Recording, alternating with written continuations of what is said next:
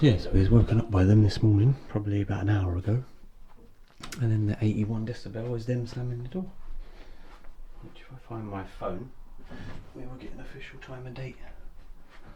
And I don't understand why these people are still doing this.